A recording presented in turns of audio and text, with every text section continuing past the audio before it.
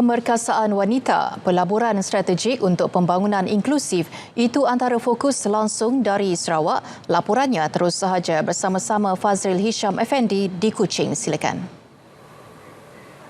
Ya, Farhatul. Penglibatan wanita dalam kepimpinan dan pembuat dasar terus jadi keutamaan. Premier Datuk Patinggi Tan Sri Abang Johari Tun Openg berkata, ia sejajar usaha memperkasa peranan wanita dalam pembangunan ekonomi dan sosial. Dalam susunan Pegawai Perkhidmatan Awam Sarawak, kita telah memberi ruang kepada wanita untuk membuat keputusan di peringkat negeri Sarawak. Kita ada timbalan sekerjaan yang baru, wanita, dan juga jawatan yang kanan di Perkhidmatan Awam Sarawak telah diberi ruang kepada wanita. Inilah pertama kalinya SADC mempunyai CEO seorang wanita.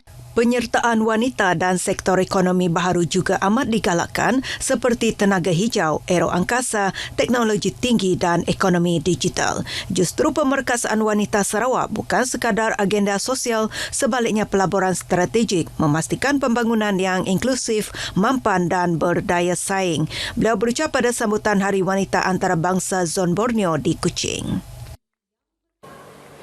Tempoh 5 tahun akan datang penting bagi Sarawak memastikan kemakmuran negeri kekal mampan. Timbalan Premier Dato' Amar Dr. Sim Kui Hian berkata, kesinambungan kemakmuran bergantung kepada keupayaan melahirkan pemimpin pelapis berwibawa dan berkelayakan. Oleh itu, pembangunan pendidikan dilihat asas penting mencapai hasrat tersebut. That's why Premier spend so much money on education. We want to educate them so they are better, so that we can sustain it. Last time, our prosperity may be very small. Now, as we become more prosperous, we are bigger. Bigger means what? More people needed to make it, to sustain it. And Sarawak, at this point of time, we need to focus on that, so that this is what I call nation building. Datuk Dr. Sim berucap pada pelancaran lampu hiasan Tahun Baru Cina di Pasar Sentral Sibu. Beliau turut menegaskan perpaduan dan keharmonian rakyat terus menjadi faktor penting menyumbang kemakmuran Sarawak. Tiada pelajar menolak tawaran skim pendidikan tinggi percuma FTES Sarawak setakat ini. Menteri Pendidikan, Inovasi dan Pembangunan Bakat Datuk Seri Roland Sagah Wiin berkata pihaknya tiada menerima sebarang laporan berhubung perkara itu. Well, so far we have not heard any report of anybody rejecting. If you were me, I welcome it.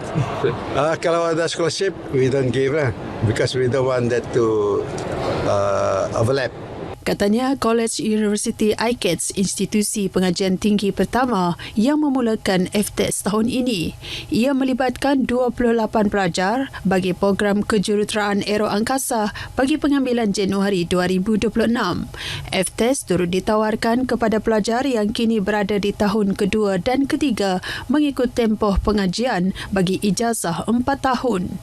Datuk Seri Roland Sagah berkata demikian kepada pemberita selepas majlis penutupan My Future Jobs and Career Talk di Kuching. Program itu bersempena Persidangan Aero Angkasa Asia Pasifik APES. Sementara itu, Datuk Seri Roland berkata Sarawak kini memberi tumpuan kepada pembangunan bakat dalam bidang aero angkasa. Ia sebagai persiapan menghadapi perkembangan industri teknologi tinggi menjelang 2030.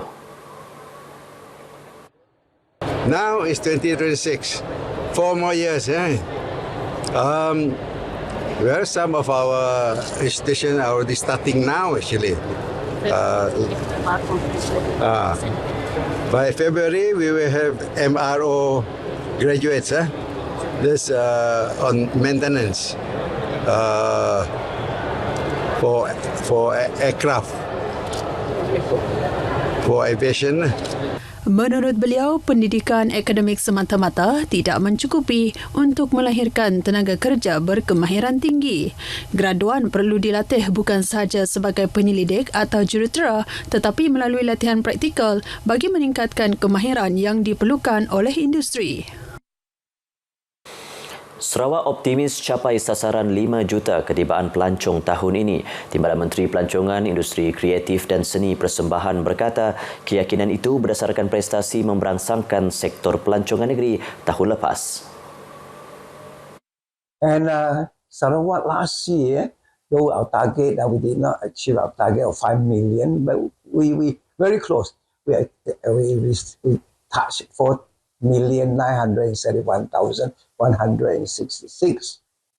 Just short of 29,000 thereabout. Yeah?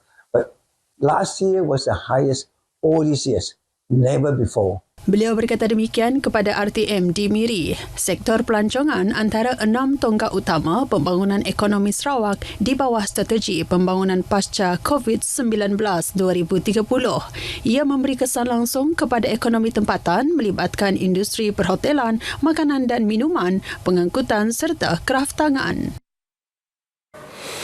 Daerah kecil Sematan di Lundu bakal menerima 30 juta ringgit bagi meningkatkan infrastruktur pelancongan. Adun Tanjung Datu Azizul Anwar Adenan berkata dana tersebut antaranya bagi menaik taraf tebingan laut Sematan. Carangan projek itu melibatkan anggaran kos 15 juta ringgit. Turut termasuk dalam peruntukan tersebut ialah projek pembangunan Marina Sematan juga bernilai 15 juta ringgit. Projek itu akan dilaksana menerusi Majlis Daerah Lundu. Azizul mendedahkan perkara itu semasa merasmikan projek Gerai Makan dan Tebingan Sematan di Lundu. 19 unit gerai telah dinaik taraf melibatkan peruntukan daripada Kerajaan Persekutuan berjumlah RM926,000. Operasi gaji di Bintulu mendedahkan 31 majikan gagal mematuhi undang-undang buruh. Susulan itu 4 kertas siasatan dibuka berkaitan pelanggaran perintah gaji minimum 2024 dan potongan gaji dibuka ke atas majikan. Jabatan Tenaga Kerja JTK Sarawak dalam kenyataan media memaklumkan 133 notis pelanggaran dikeluarkan kepada majikan terlibat untuk diambil tindakan. Ia hasil pemeriksaan ke atas 36 premis. JTK memberi amaran keras kepada majikan agar mematuhi sepenuhnya undang-undang buruh.